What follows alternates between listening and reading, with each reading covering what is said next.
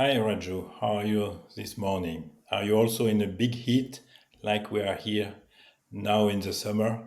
Very nice when I can refresh in the lake. Uh, with the rains, of course, our temperatures in fact come down. So, in a way, that part is good, Michael. But I have to narrate to you a very unusual problem in an 18-year-old with a rare disease. She has granulomatous polyangiitis, and she's been faring extremely well since the last 3 years after her diagnosis with her presenting features of pansinusitis, renal involvement, and episcleritis. At her previous infusion of rituximab, we had spoken about considering stopping treatment if she stayed well for 3 years. But just out of caution before her visit, we did a literature search to see the current guidelines to be able to take an evidence based decision. Yes, Raju, but I can imagine that you did not find so much for the pediatric age. Because to my mind, besides the CARA guidelines of 2020 and the CHAIR initiative from 2019, there is not so much. And that to mind also that the CARA statements are consensus treatment plans and therefore had a lower grade of evidence than RCTs. And 5 years already passed since the SHARE initiative. So, what did you really find?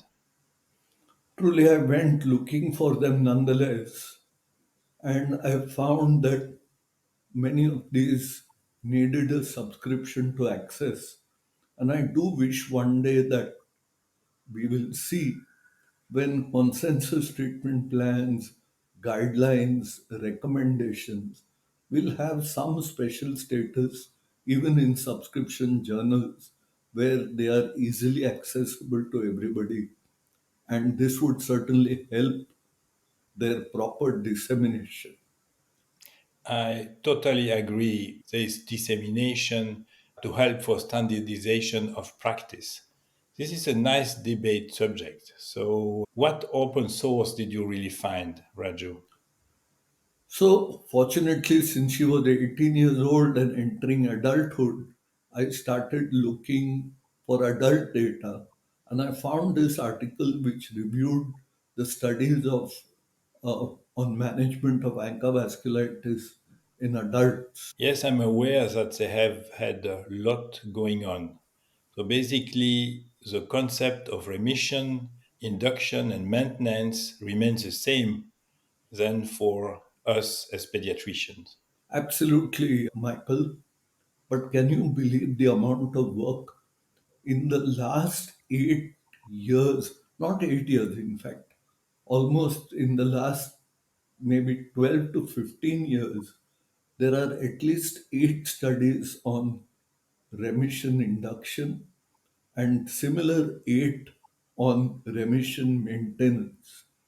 And these individual studies cover different scenarios: new cases, relapsing cases, microscopic polyangiitis or GPA, severe, non severe, organ limited, etc. And in the induction category, there was one study which saw patients at 2 time points. And similarly, in the maintenance category, also, there was a study which looked at the patients in 2 time points. So, Raju, it's really a good thing that you came up with this article to share it with me before today's meeting. But the reading was so intense, so I will try to summarize the induction studies and maybe I'll let you go on with maintenance studies. So if we go to the induction studies in one table, which is table one, you find 9 RCTs that were cited. And on one side, they were speaking about a drug that is, I think, not available yet in pediatrics, but adult physicians, or when they try something, often a few years later we can also have it. And this is a study about avacopan. So avacopan, it's a C5a receptor inhibitor, and this drug could replace prednisone. And you know that prednisone is really something difficult in a pediatric patient when we use it on the long term. And so in 2020, it was the first RCT that compared avacopan with prednisone tapering. But these patients were also treated by other treatment like cyclophosphamide or rituximab. And avacopan showed at 1 year a superiority for the sustained remission. So this is really a drug what we might have in the future also in pediatrics. And then for the treatment, which is treatment going with prednisone, what we use, classically it was cyclophosphamide. And there is a study comparing IV and oral cyclophosphamide, or in less severe cases, compared cyclophosphamide with methotrexate or MMF. And these studies showed superiority of cyclophosphamide in terms of relapses, which is an important point. And interestingly, in 2010, the RAVE trial showed it was a study where they compared cyclophosphamide versus rituximab.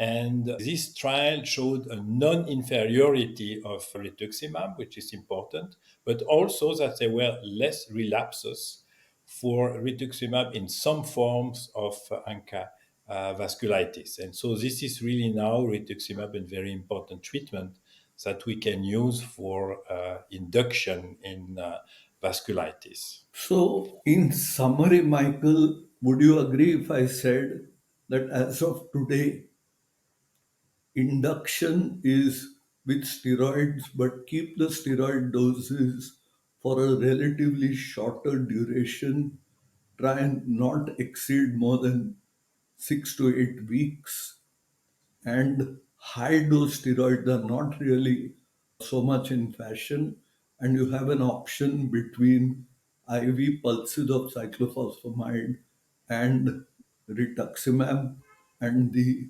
future drug you look at is avacopan, which you spoke about. Now, in terms of maintenance, there's yet another interesting story happening there. And I think very slowly but steadily, rituximab has come to the fore. And what we are looking at is now rituximab as a first line maintenance therapy, with options being either azathioprine or methotrexate. And in cases who fail azathioprine, then to use either mycophenolate or leflunomide. So, where did you encounter your problem, Raju?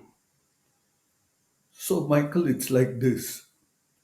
The main studies that have brought rituximab to the front in maintenance therapy is the main RITSAN series of studies.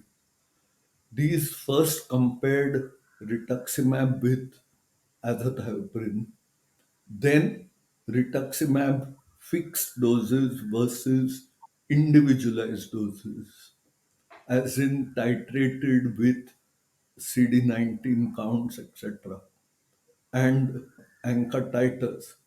And now there is Mainritz and 3, which talks about the duration of rituximab. And this study is now showing a prolonged relapse free survival if the treatment is prolonged by 2 years more. So, which meant that I now had to tell the family that instead of 3 years, we will have to give treatment for 5 years. This is an important point from these studies because we don't like to give medication which has immunosuppressive on the long term, but on the other hand, we don't want that our patient relapse because then we have to give much more treatment. So this gives us a very interesting information that finally 3 years is not enough for maintenance treatment and that we have advantage to do it longer. And now, how did you break this news to the family?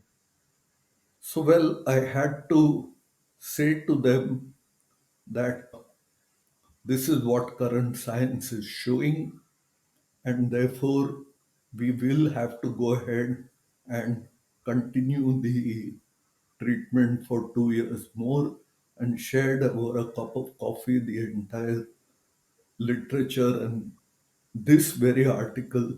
Fortunately, they were, literate and articulate, so they were able to understand what I was trying to say.